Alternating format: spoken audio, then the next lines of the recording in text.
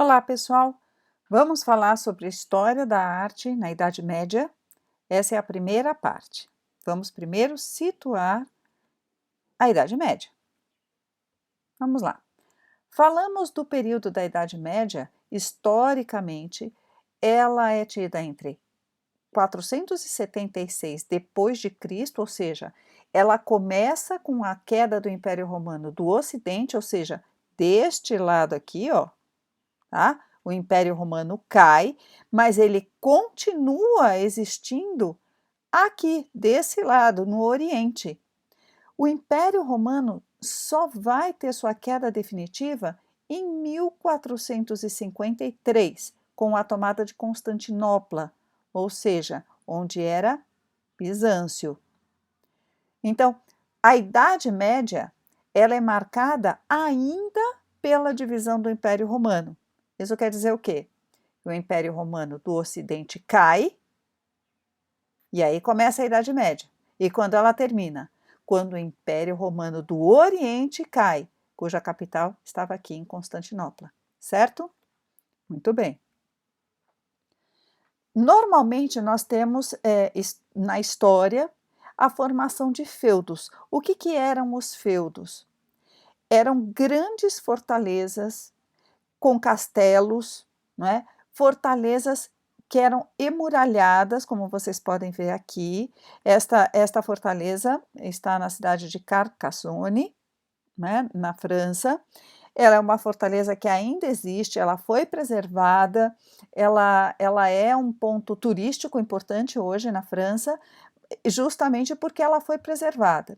Então, nós temos toda aquela parte de proteção através de muralhas, temos a igreja, temos as casas, né, dos vassalos, temos todas as plantações que eram de subsistência na época, tá? E também o castelo do senhor feudal.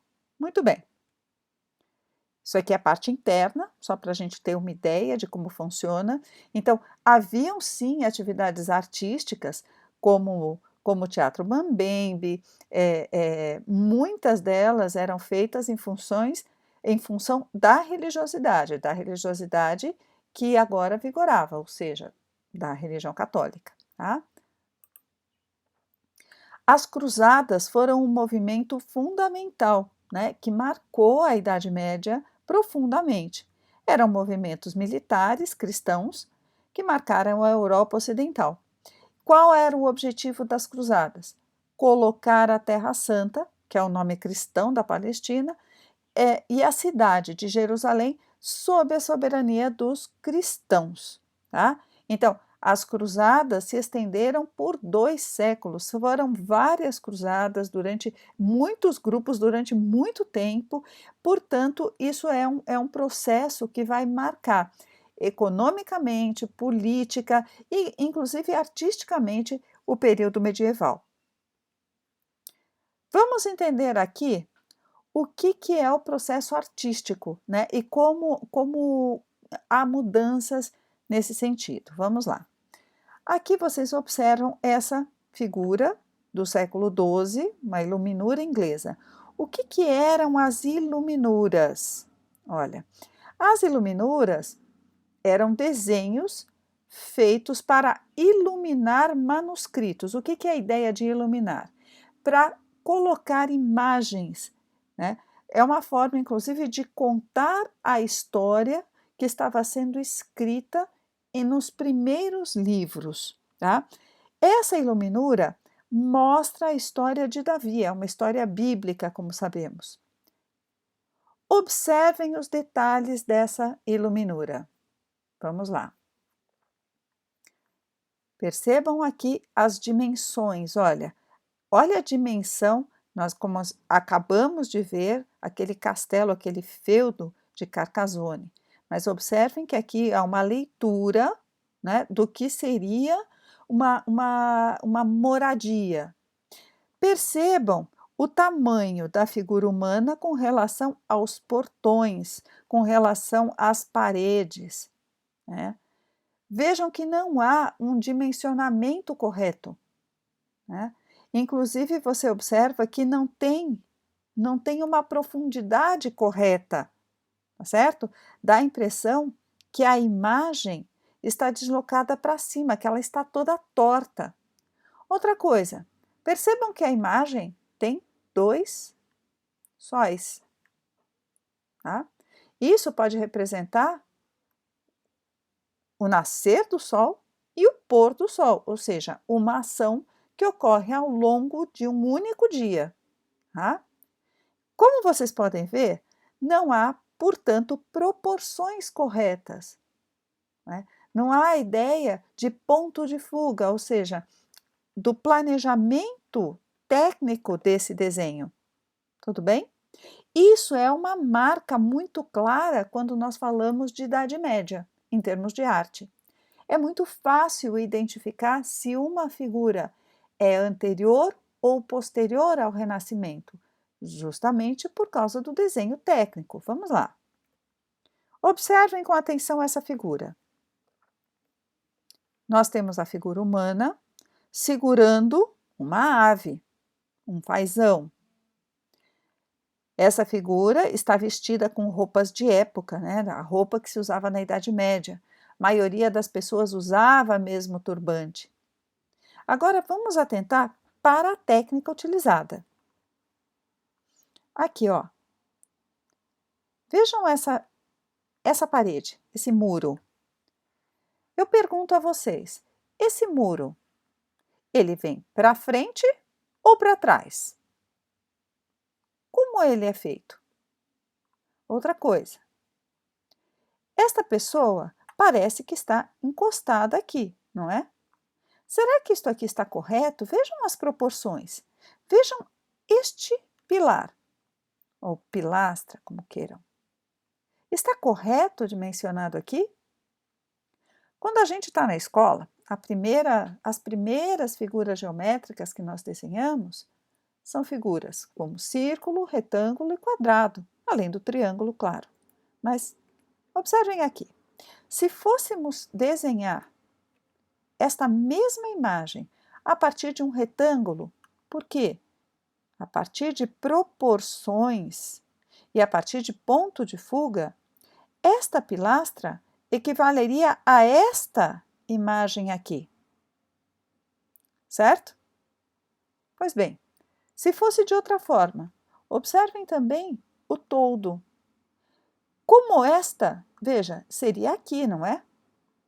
Só que como eles não tinham, né, na Idade Média não havia ainda um conhecimento técnico para desenhar ponto de fuga, o que o autor deste desenho preferiu fazer? Esconder essa pilastra atrás do muro. Vejam aqui, ó. Opa, ficou faltando um E, mas não tem problema. Esta imagem, portanto, não tem perspectiva.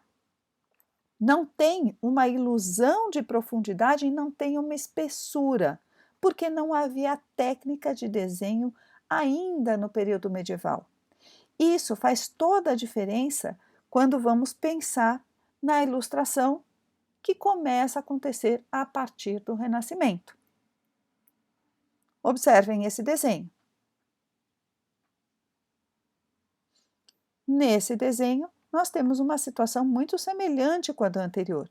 E veja que é de 800 depois de Cristo. Nós temos a imagem de São Mateus lendo um códex, né? Sentado com uma auréola no seu entorno, na cabeça, não é? E aqui ele olha de frente, certo? E esse toldo? Estamos observando a parte interna ou a parte externa? E aqui é uma janela? Portanto, é muito fácil identificar, ou pelo menos fica muito claro para nós essa identificação de quando uma imagem foi produzida antes ou depois do Renascimento, em virtude da técnica empregada, certo? Vejam aqui. Vejam a estrutura dessa mesinha. Para eu poder pensar, né, já que eu não tinha técnica para isso, para eu poder pensar como desenhar isso daqui, poder enxergar o que está sendo tomado, o que que o artista produziu? Veja que a mesa está inclinada. A mesma coisa ocorre aqui, a mesa está inclinada, certo? Por quê? Porque não há imagem em perspectiva.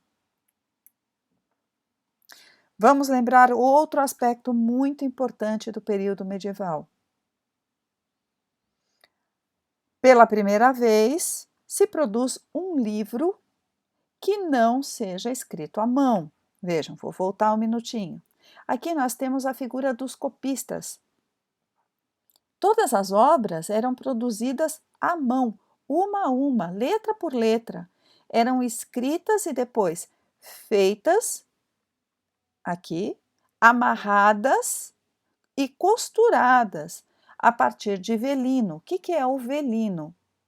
O velino nada mais é do que a pele de animal seca, devidamente limpa, e que era produzida como se fosse uma folha.